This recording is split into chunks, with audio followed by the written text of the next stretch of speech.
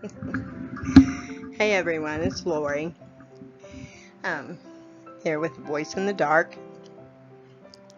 Sorry for how I'm speaking. I've got my upper plate in, and we've been working on my teeth, and I'm not sure I really like it, but now it's stuck in there, so you're gonna have to just hang in there with me. um, I've been working on this series of Know Thyself, how I make it seem so easy. Because a lot of people, I get that from a lot of people. You sure make it look easy. How do you do this, And because I have lost everything several times in my lifetime. I mean everything. And then replaced it all. And a handful of things I managed to hold on to periodically. But it's not about what we lose. It's about the integrity of our self-love.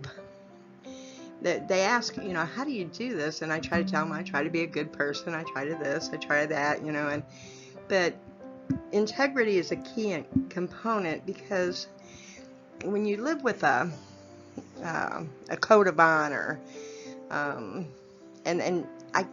I'm beginning to see, because I'm trying to take my life backwards to see how I do these things, and it's a little complicated sometimes for me to do. But it seemed to be a really big issue for people, so I really wanted to make it as clear as I could. It's about making life your way, but it's mostly about loving yourself with all your flaws, your imperfections, your bad choices, mishandled experiences. It's all about learning to live appropriately with integrity and love. Love for self and love for others as they are. It doesn't mean you have to be part of their world, but to know they are just on a different frequency right now, a different path. It is about accepting where you are and where you came from, and that there will always be silly people who are snobby and mean. Ignore them. They have a harder path of learning. Let it go. Pray for them. You be good with who you are. It isn't about being full of money and particular kinds of clothes and vehicles and all that. It's about integrity. Are you a good person? Do you smile? Are you friendly? Is it real? Is it authentic? Can it be better, or do you still feel less than something else? A lot of us have childhoods with that are different for our children than it was for us. I was accused one time of, they told me, some girls at a function, well, they said, Lori, we don't mind how many children out of wedlock you decide to have, but don't you think you could at least wait to raise them in the fashion we were accustomed to? You could hear a pin drop. The other woman about died. But I looked at her and I said, are you kidding me? Do the fucking math. You can never afford children. I'm having them when they come. And I said, and this is coming from a woman that's sitting here with the same jewelry on that her father gave her in high school. I'm sorry, but are you doing better than our family? I mean, we could wait forever for that. Not everyone makes it the same as their parents did. In some situations, they do better. But most of them do a little less. Is there something wrong with that? No. And being a single mother, I guess my kids had a lot to contend with because we lived in a fairly wealthy school district. And but I wanted to stay there because I graduated from there and I knew it was a good school district. But I knew everybody, so I wasn't worried about it. And but don't let anybody that has tried to make you feel less than because you weren't raised in the same fashion as them to make you feel bad, because if they have that attitude, they have a lot longer life path to work on, because it's going to take them a long time to get hit between the eyes with, your attitude really sucks. You might want to shape it up a little bit there. But a lot of poorer families, children, suffer a great deal with these arrogant, snobby kids. Now, we didn't have that many in my high school. We had a few, but not that many. We all got along pretty good, and we were all different, income. We didn't care. And, but it's accepting where you came from. Look at the things you love about your life and your parents and the differences. But if all you're worried about is how it looks, you're in for a horrible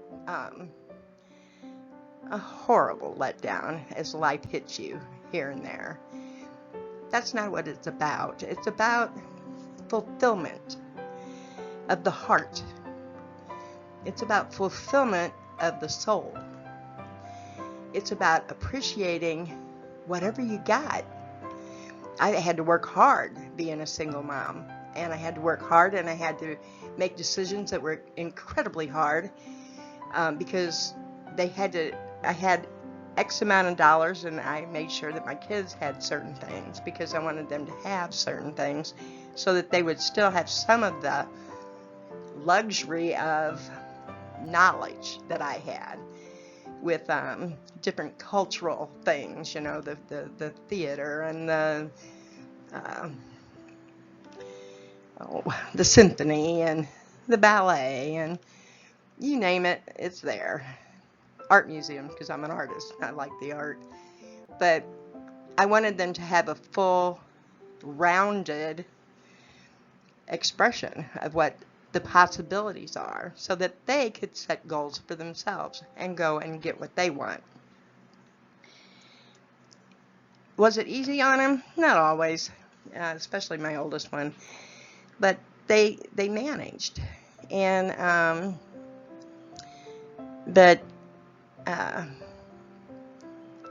you have to be able to, I don't care what age you are right now, you have to be able to look at your life and see why you made choices that you made, and really see why you made them. What were you running from? What were you afraid of? Or what were you trying to grasp that you didn't have? What were you trying to prove? And then forgive yourself and forgive those that were involved in whatever the experience was. You don't have to tell them you're sorry that you forgive them if they were doing you wrong. But you forgive them in your own mind because you get them out of there. Give it to God. God will take care of all that. But it's real important to accept where you came from, where you're going, and to not put any boundaries of status on yourself or on anyone. I had a friend that was from high school, and he had lost his business, and he was starting over with another partner. And he felt really bad about it because he was like, well, Lori, I can't even, I lost my, special box seat, at the ball game and stuff.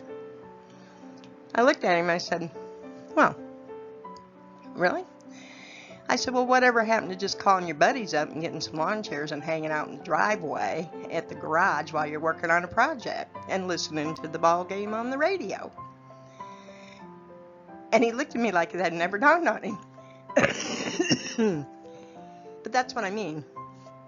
When we get stuck in a certain perspective of what life should be and it falls, well, then we don't leave room for making it different. That's all it is different.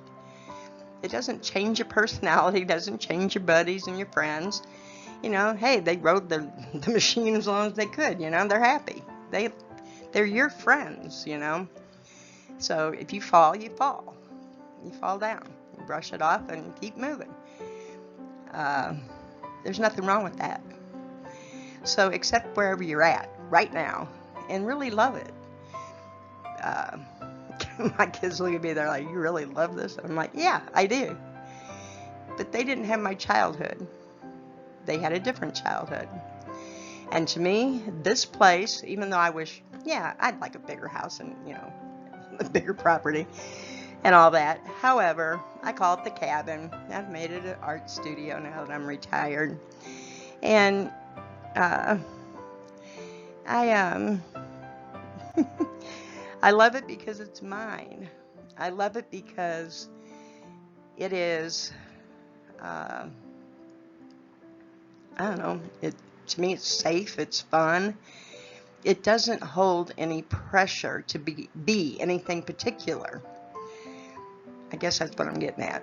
I don't have to live up to anything living here. And it's that simple. You decide where you want to land. You decide where you're ready to, if you're ready to live up to another bunch of protocols of living. And yeah, I mean, I would for dating or whatever, but I don't know. I just, I'm happy where I'm at, no matter where I'm at. I've always made my home, wherever I laid my hat, I made it my home. And so it doesn't matter if it's a ritzy hotel or if it's a cabin. And so make peace where you're at with yourself. And when you make peace with yourself, your world will change automatically. It will feel warmer. It'll be happier. It'll be an existential experience of yourself because you're happy with you again. None of us are meant to hate ourselves. None of us are meant to hate the world.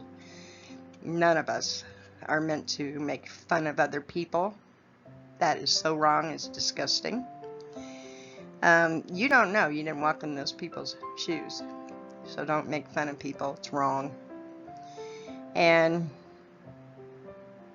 when you got your own integrity back, then your world will be a good place to be again.